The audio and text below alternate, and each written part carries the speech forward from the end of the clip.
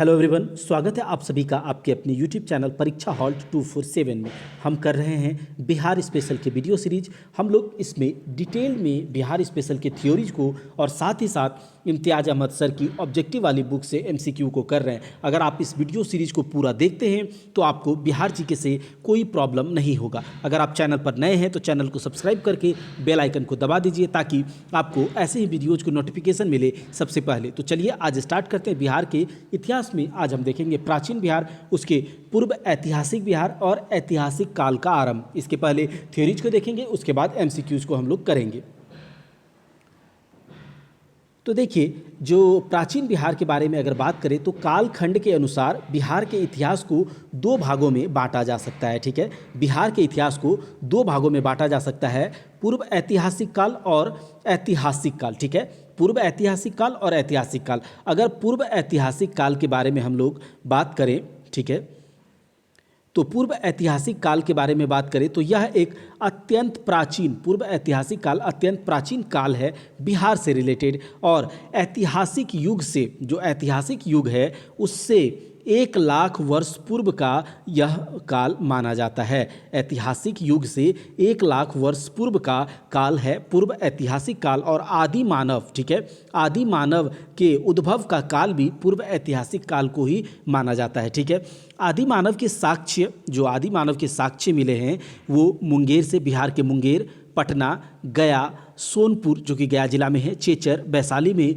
मनेर, पटना इत्यादि से, इन जगहों से आदि मानव के साक्ष्य हमें प्राप्त हुए हैं। तो अगर पूर्व ऐतिहासिक काल को 3 भागों में हम लोग बांट सकते हैं। ठीक है, पूर्व ऐतिहासिक काल को भी हम लोग अलग अलग सब डिवाइड कर सकते हैं, जैसे कि पूर्व प्रस्तर युग। ये प्रस्तर युग क्या होता है? तो प्रस्तर का मतलब होता है पत्थर यानी कि पाषाण। जब लोगों को धातु के औजार के बारे में जानकारी नहीं थी और वो पत्थर से बने औजारों को यूज कर कर अपने लिए खाना शिकार करते थे और अपने लिए भोजन सामग्री इकट्ठा करते थे, तो उस समय के जो समय होता था उसे पाषाण युग कहा जाता था। तो जब शुरुआत हुआ था, ठीक है, प्रस्तर युग से पहले पूर्व प्रस्तर युग, फिर जैसे जैसे थोड़ा डेवलपमेंट हुआ मध्यवर्ती प्रस्तर युग, नव प्रस्तर युग, और कुछ धातुओं के बारे में जब जानकारी हुई तो ताम्र प्रस्तर युग, जो कि हम लोग हड़प्पन सिविलाइजेशन के बारे में जानते हैं। तो वहाँ पर लोहे के बारे में जानकारी नहीं थी, तो वहाँ पर तांबे के बारे में जानकारी थी, कांस्य के बारे में जानकारी थी, तो वह युग से रिलेटेड ताम्र प्रस्तर युग होता है। उस तरह से हम लोग देखे हैं। तो यहाँ पूर्व प्रस्तर युग को माना जा सकता है 10,000 ईसा पूर्व से भी पूर्व। ठीक है, 10,000 ईसा पूर्व से पूर्व के समय को पूर्व प्रस्तर युग कहा गया। मध्यवर्ती प्रस्तर युग 10,000 से 4,000 ईसा पूर्व। नव प्रस्तर युग 4,000 से 2,500 ईसा पूर्व। ताम्र प्रस्तर युग जो है वह 2,500 से 1,000 ईसा पूर्व के काल को माना गया। अब हम लोग एक एक करके देखेंगे।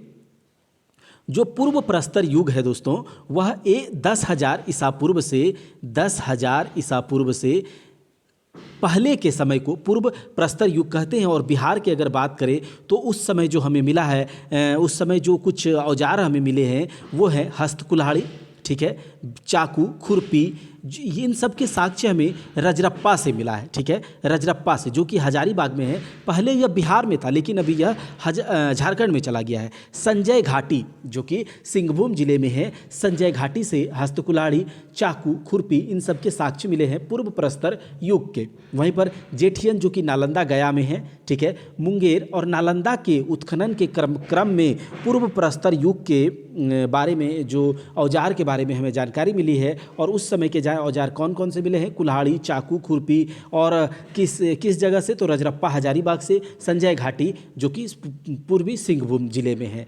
और उसके बाद कहाँ कहाँ से मिले हैं? तो जेठियन, गया, नालंदा, मुंगेर, इन सब के उत्खनन से पूर्व प्रस्तर युग के औजार के बारे में हमें जानकारी मिलती है। मध्यवर्ती प्रस्तर युग जो कि 10,000 से 4,000 ईसा पूर्व तक के काल को मध्यवर्ती प्रस्तर युग कहा गया। तो मध्यवर्ती प्रस्तर युग के जो अधिकतम साक्ष्य मिले हैं वो मुख्यतः मुंगेर से मिले हैं। तो यह आपको याद रखना चाहिए कि मुख्यतः मध्यवर्ती प्रस्तर युग के जो अधिकतम साक्ष्य मिले हैं वह मुंगेर से मिले हैं। और उस समय, क्योंकि हम जैसा कि देख रहे हैं समय जैसे जैसे बढ़ रहा है, लोग डेवलप कर रहे हैं, विकास अपने आप को कुछ एक्सप्लोर कर रहे हैं, तो अब क्या हुआ, पत्थर के छोटे छोटे टुकड़ों से बनी वस्तुएं उस समय हमें देखने को मिली।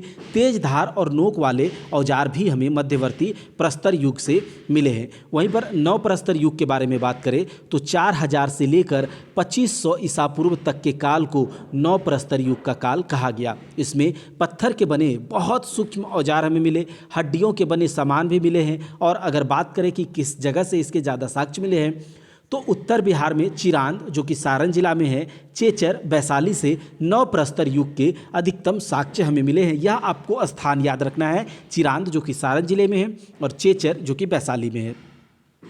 अब हम लोग बात करते हैं ताम्र प्रस्तर युग की।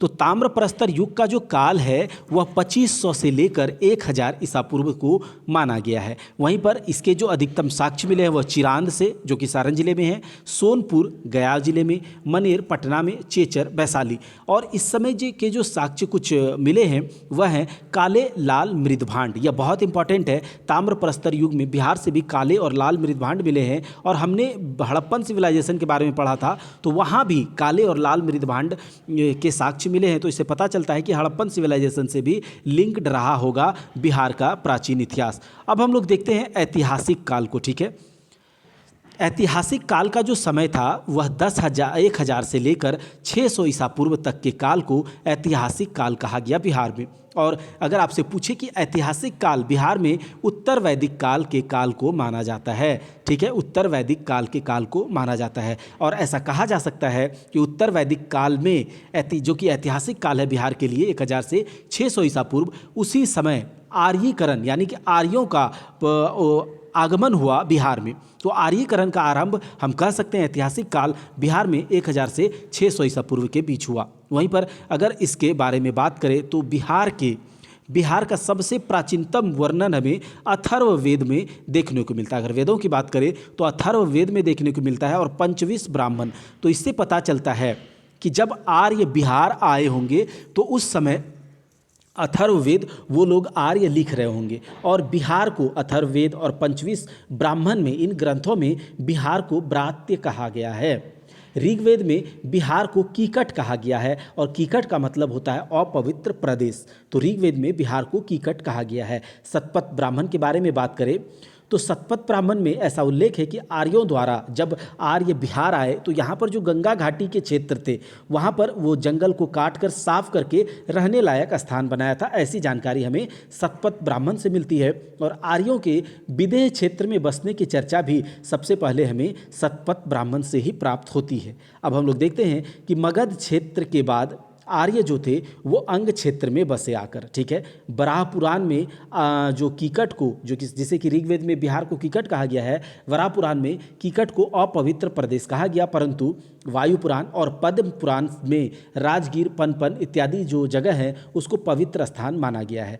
गया को वायु पुराण में असुरों का राज कहा गया। वहीं पर वाल्मीकि रामायण में जो बक्सर है बिहार का उसे मलद और करुणा शब्द से संबोधित किया गया है। तो यह हमने थोड़ी सी थ्योरी देखी। अब हम लोग इम्तियाज अहमद सर की बुक की ऑब्जेक्टिव देखते हैं पूर्व ऐतिहासिक काल के बारे में।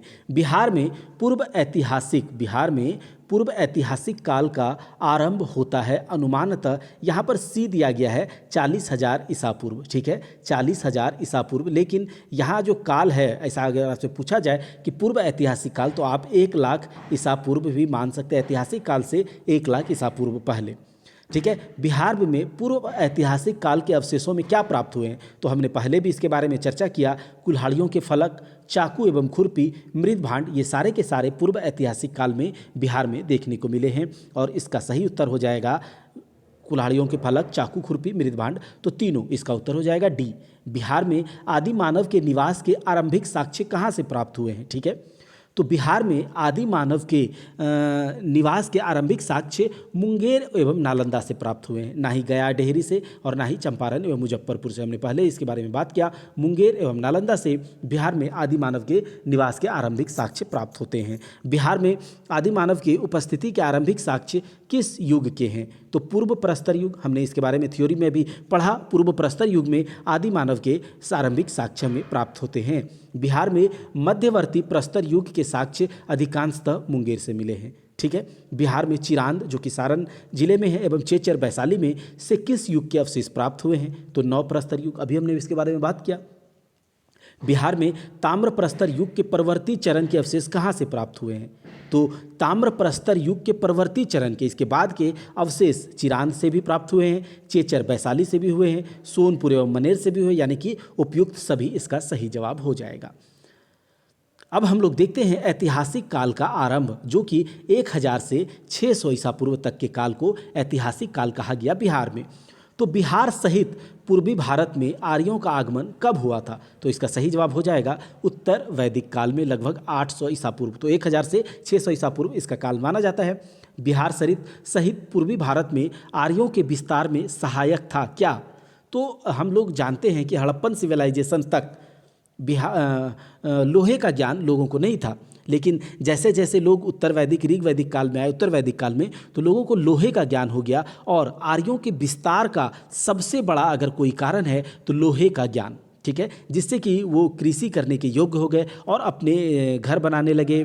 नदी किनारे जंगलों को काट कर साफ करके वहाँ पर खेती लायक भूमि पर खेती करना शुरू किया, फसलों को उगाना लगा। तो इस तरह से विस्तार हुआ आर्यों का। तो इसका सही जवाब हो सकता है होगा लोहे का उपयोग।